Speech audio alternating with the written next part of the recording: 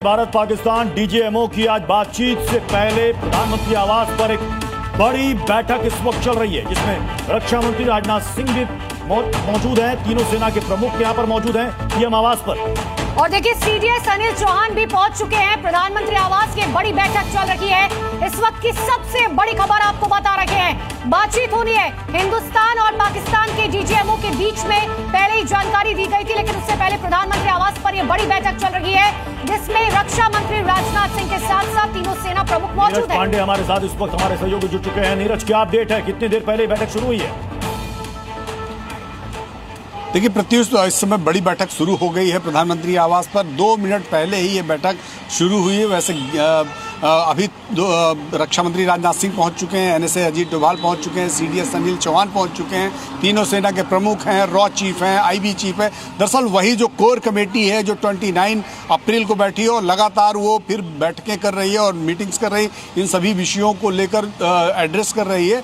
तो वही पूरी कोर कमेटी एक बार फिर से प्रधानमंत्री आवास पहुंची है और 11 बजे का ये समय निर्धारित था मीटिंग का, और ये बैठक शुरू हो चुकी है। चूंकि ये इम्पोर्टेंट इसलिए भी हो जाता है प्रत्युष, क्योंकि 12 बजे डीजीएमओ लेवल की बैठक होनी है, जिसमें पाकिस्तान अपने काउंटर पार्ट के साथ उनको डिस्कस करना है। जितने भी इश्यूज़ हैं बॉर्डर पे, उन सभी इश्यूज़ को एड्रेस करना है। हमारे देश में जो आतंकी घटनाएं हो रही हैं उनको एड्रेस करना है। पाकिस्तान को दरअसल डीजीएमओ लेवल पे बताना है कि आपकी क्या गलतियां हो रही हैं, आप क्या कर रहे हैं, आप किस तरह से आतंक को जी। और ठीक उससे पहले 1 घंटे पहले प्रधानमंत्री आवास में ये बड़ी बैठक शुरू हुई। मुझे ऐसा लगता है कि इस बैठक के जरिए लाइन तय होगी और उसी लाइन पर डीजीएमओ बात करेंगे। जी नीरज, आप हमारे साथ बने रहे। इस बीच एक और बड़ी खबर सामने आ रही है। बड़ी खबर ये कि आज दोनों देशों के डीजीएमओ के बीच आज एक अहम बैठक होने वाली, जिसमें सीज फायर के साथ ही मौजूदा हालात पर भी चर्चा होगी। देखिए सीज फायर के बाद ये पहली डीजीएमओ की बैठक होनी है। भारत पाकिस्तान के बीच एक बातचीत होनी है और 12 बजे ये बातचीत होगी, जिसका इंतजार हर किसी को है। सीज फायर के बाद ये बहुत महत्वपूर्ण बातचीत होगी।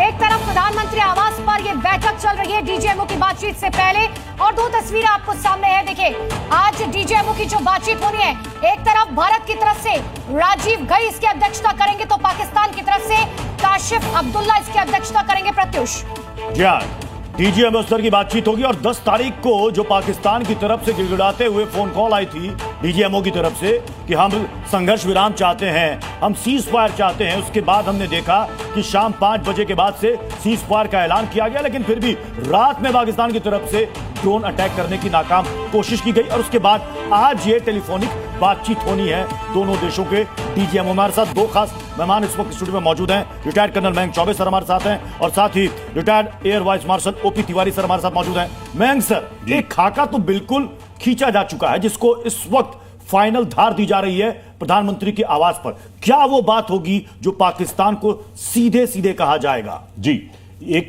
मैं आपके जरिए देशवासियों को बता देता हूं कि भारतीय सेना जो है वो हमेशा अपने देश के लीडर्स की बात सुनती है और उनके कहे अनुसार आगे बढ़ती है, अनलाइक पाकिस्तान। तो इस समय जो सेना के प्रमुख या डीजीएमओ जो भी बात करेंगे, डीजीएमओ 12 बजे जब बात करेंगे अपने पाकिस्तानी काउंटर पार्ट के साथ में, तो वो कुछ पॉइंट उन तक रखेंगे। इस पॉइंट को डिस्कस किया जा रहा होगा प्रोबेबली इस समय प्रधानमंत्री आवास में। क्या पॉइंट रखेंगे? नेगोशिएशन टेबल पर जब वो आएंगे तो पाकिस्तान वाले भी अपनी पॉइंट रखेंगे, हमको किस मुद्दे पर क्या बोलना है और हमको किस मुद्दे तक पीछे भी हटना पड़ सकता है। ओपी तिवारी सर, इसमें 2 बातें जो 2 लोगों ने सुनी है, वो है एक्ट ऑफ वार। अगर आपने कोई भी टेररिस्ट एक्टिविटी की, एक्ट ऑफ वार मानी जाएगी। और रेड लाइन यानी एक लक्ष्मण रेखा खींच दी गई है। वो लक्ष्मण रेखा ये पाकिस्तान को अच्छी तरीके से समझाया जाएगा।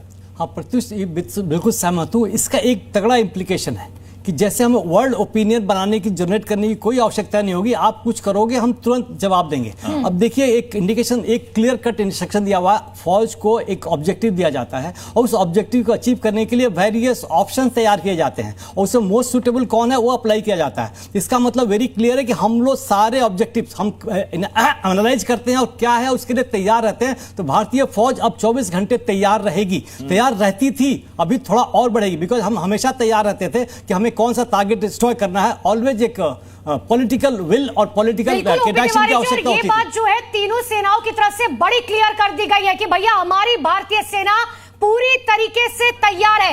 अगर वहां से सरहद पार से एक गोली चली तो यहां से गोला चलेगा। मैं लौटूंगी आपके पास और इसी बीच बड़ी खबर आपको बता दें, देखिए भारत का रुख बिल्कुल साफ है। कश्मीर पर कोई बातचीत नहीं होगी, सिंधु जल संधि पर भी कोई बातचीत नहीं होगी।